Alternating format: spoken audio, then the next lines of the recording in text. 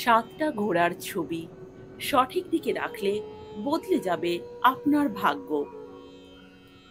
দৌড়ানো ঘোড়ার লক্ষণ হলো গতির প্রতীক।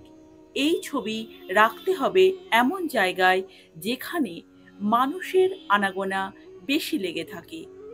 এই ছবি বারবার দেখলে উন্নত হয় কার্যপ্রণালী।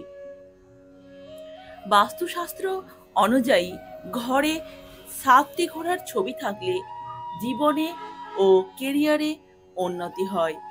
কিন্তু কোন দিকে এই ছবি রাখা উচিত সেটা জানা কিন্তু খুবই গুরুত্বপূর্ণ। অনেকেই ঘর সাজানোর জন্য বিভিন্ন রকমের পেন্টিং টাঙান। আপনি প্রায়ই দেখেছেন হয়তো যে লোকজন বাড়িতে সাতটি ঘোড়ার দৌড়ানোর ছবি রাখে।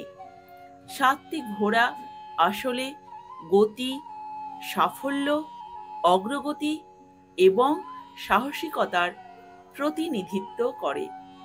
৭ নম্বরটি পয়া সংখ্যা হিসাবে বিবেচিত হয়।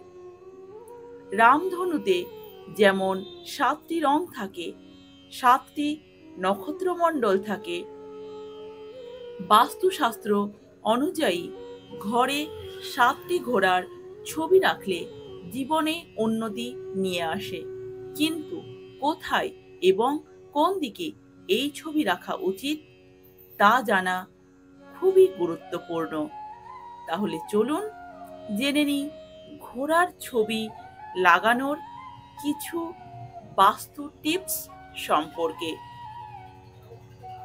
৭টি ঘোড়ার ছবি রাখার সেরা জায়গা হলো বাড়ির বসার ঘর, তবে জানালা বা প্রধান দরজার কাছে এই ছবি টাঙানো যাবে না।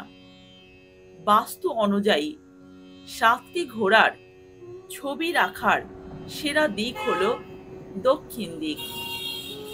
এই দিকটি সাফল্যের প্রতিনিধিত্ব করে।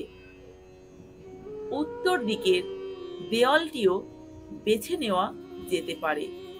উত্তর দিক প্রতিনিধিত্ব করে সমৃদ্ধির।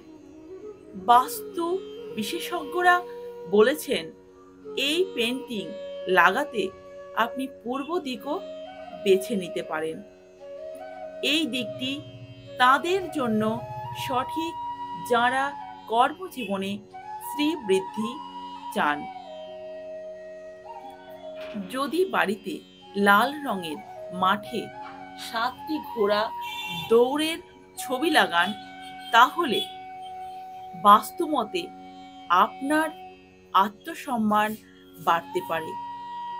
ঘরে সাদা রঙের ৭টি ঘোড়ার ছবি রাখা কিন্তু খুবই শুভ, কারণ সাদা রং শান্তির প্রতীক। এটি ব্যক্তির সাফল্য এবং উন্নতিতে সাহায্য করে। ঘরে সর্বদা শান্তি বিরাজ করে। দৌড়ানো ঘোড়া হলো গতির প্রতীক। এমন জায়গায় এই ছবি রাখতে হবে যেখানে মানুষের বেশি আনাগোনা লেগে থাকে। বারবার এই ছবি দেখলে কার্যপ্রণালী উন্নত হয়।